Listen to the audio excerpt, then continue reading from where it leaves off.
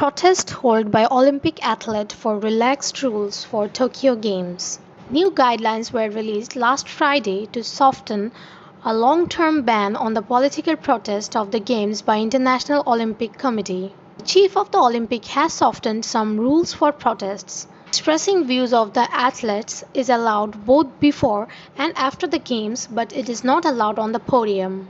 Well, such softening of rules has allowed athletes to express their views both online and offline. They can share protest, hold slogans in news conferences. They will be allowed to highlight racial discrimination and are freely allowed to talk to media and post their views about clothing and others online. The International Olympic Committee stated as per political statements, the victory ceremonies and the Olympic Village are out of the cards till now. The supporting body also declares that the protests made by the athletes may be both directly and indirectly targeted against firms, countries, organizations, and even people. But this may result in a disruptive situation to the competitors.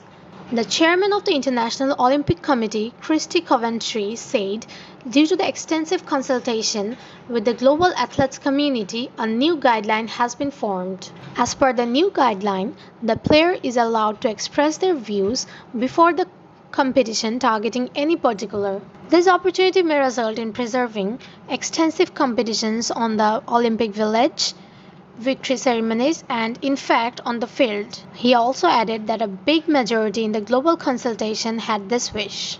The 50.2 rule of the Olympic Charter, that is, no kind of demonstration of political, religious, or racial propaganda is permitted in any Olympic sites, venues, or other areas, are strictly called to be relaxed. The American athletes will not be sanctioned any kind of respectful demonstrative support of social and racial justice promised by the US and Paralympic Committee.